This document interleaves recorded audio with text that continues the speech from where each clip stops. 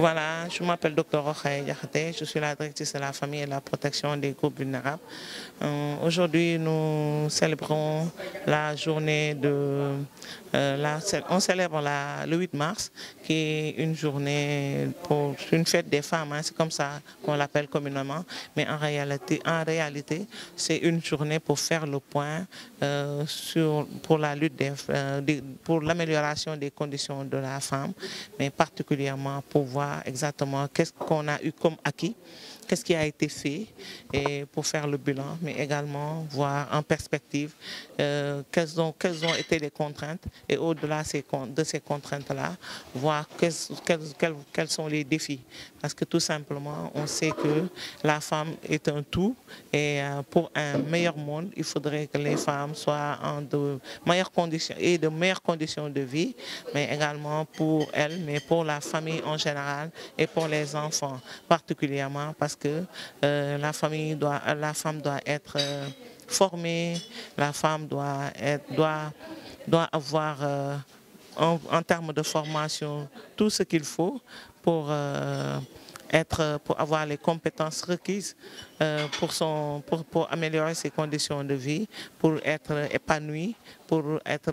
avoir une certaine autonomisation. Mais au-delà de ça, la femme doit également avoir des compétences de vie, l'estime de soi, le rayonnement social, ce qui fait qu'elle saura qu'elle est dans un environnement où sa voix est extrêmement importante et elle devrait faire tout pour que sa famille également joue un rôle très prépondérant pour le développement de la société. Voilà, cette année, le thème, c'est investir en faveur des femmes. Cet investissement, c'est un investissement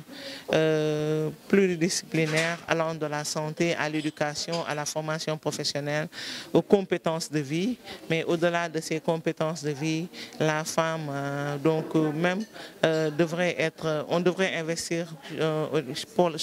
sur la femme pour qu'elle ait voir quelle est sa part de la terre, de la bonne terre aussi, parce que donc on l'a vu, la femme devrait avoir sa part de la bonne terre, mais également doit avoir accès aux intrants agricoles. Je parle de l'agriculture avec grand A, en parlant de l'agriculture, de l'élevage, mais également de la pêche.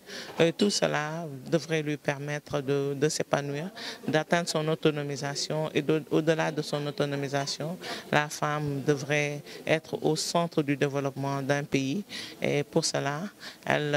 doit également être protégée, protégée de toutes les formes de violence, de la discrimination également, mais aussi devrait être promue, parce que la promotion pour un développement pour la femme est extrêmement important. Donc, ce qui fait qu'aujourd'hui, si on protège la femme, si elle arrive à avoir une bonne promotion, ça va impacter positivement toute la famille et particulièrement les enfants. Donc, il est important cette année que cet investissement-là, qu'on le fasse pour la femme, mais également que cet investissement-là ait un impact positif pour toute la société dans laquelle la femme est en train de vivre.